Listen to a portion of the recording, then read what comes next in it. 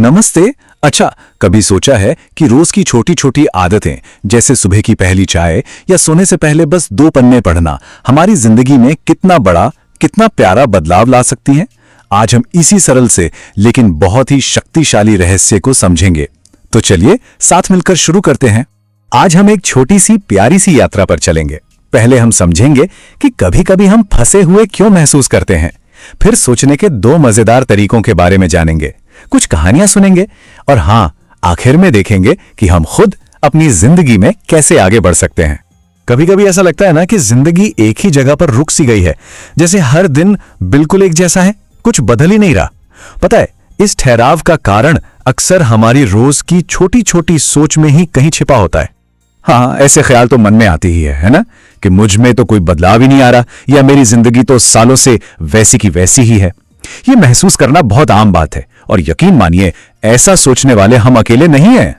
तो यहां एक छिपा हुआ सच है। देखिए, हमारा भविष्य किसी एक बड़े दिन में नहीं बनता।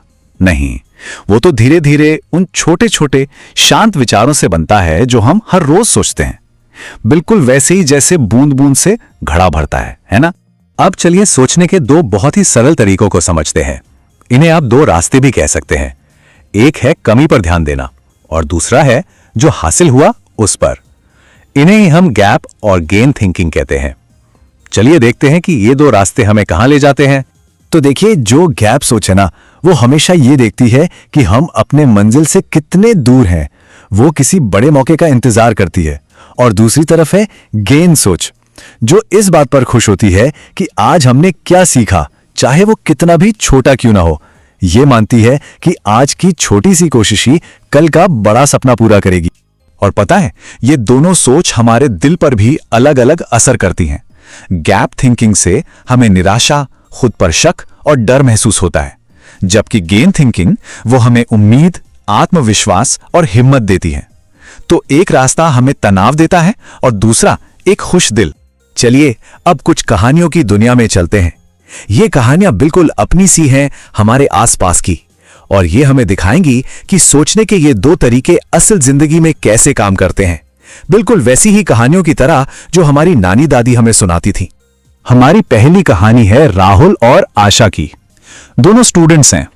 राहुल कछुए की तरह रोज बस 30 मिनट पढ़ता है, लेकिन रोज। और आशा वो खरगोश की तरह है जो परीक्षा से ठीक पहले सही मूड का इंतजार करती रहती है। तो सोचिए, कुछ साल बाद क्या हुआ होगा। राहुल एक बहुत ही आत्मविश्वासी छात्र बन गया, जिसे पढ़ाई से डर नहीं लगता, और आशा, उसे सिलेबस बहुत भारी और तनावपूर्ण लगने लगा। किताबें तो वही थी, बस आदतें अलग थी। तो इस कहानी का सबक क्या है? बहुत सीधा सा है। रोज की थोड़ी थोड़ी मेहनत आखिरी समय के बड़े दबाव को हमेशा हरा देती है ना? कितनी सिंपल सी बात। अब चलिए ऑफिस की एक कहानी सुनते हैं। मिलते हैं अरविंद और मनोज से। अरविंद हर महीने एक छोटा सा नया स्किल सीखता है, जबकि मनोज वो कंपनी से मिलने वाली किसी बड़ी सी ट्रेनिंग का इंतजार करता रहता है। और कुछ सालों में क्या हुआ, अरविंद तो बन गया ऑफिस का हीरो, एक भरोसेमंद कर्मचारी। और मनोज, उसे लगने लगा कि वो इस दौड़ में पीछे छूट गया है, थोड़ा अकेला महसूस करने लगा। देखिए, ऑफिस एक ही था, पर रोज की आदतें अलग थीं। इस कहानी का सबक भी बहुत शक्तिशाली है। रोज थोड़ा थोड़ा सीखना ही असल में सबसे बड़ी ताकत है। यही हमें लंबे समय में आत्मविश्वास देता है और हमारे भविष्य को सुरक्षित करता है। पता है, ये जो लगातार कोशिश करने का जादू है ना, ये सिर्फ हमारी कहानियों में नहीं है, ये तो पूरी दुनिया में है, प्रकृति में है, हमारे हीरोज में है और बड़ी बड़ी कंपनियों में भी है। चलिए 3 जगहों से प्रेरणा लेते हैं। पहला, प्रकृति से, जैसे एक छोटी सी चींटी की कहानी जो लगातार काम करती है। दूसरा, हमारे नायक से, जैसे सचिन की कहानी जो रोज प्रैक्टिस करते थे। और तीसरा, दुनिया से, जैसे कोका कोला की कहानी। इन सभी ने लगातार कोशिश करने की ताकत को साबित किया है। अच्छा, इतनी सारी बातें हो गईं। अब वापस आते हैं अपनी जिंदगी पर। अब हमारी बारी है। यहां कुछ सरल सवाल हैं जिन पर हम साथ मिलकर आराम से सोच सकते हैं। पहला सवाल, जरा अपने आप से पूछिए, ऐसी कौन सी एक छोटी सी आदत है जिसे हम रोज थोड़ा सा, बस थोड़ा सा बेहतर कर सकते हैं? शायद रोज 10 मिनट पढ़ना, या बस 5 मिनट की वॉक, कुछ भी छोटा सा। दूसरा सवाल, हम अपनी जिंदगी में कहां पर किसी बड़े चमत्कार का इंतजार कर रहे हैं जबकि हम छोटे छोटे प्यारे कदम उठा सकते हैं? जरा सोचिए, हम कहां गैप सोच में अटके हुए हैं।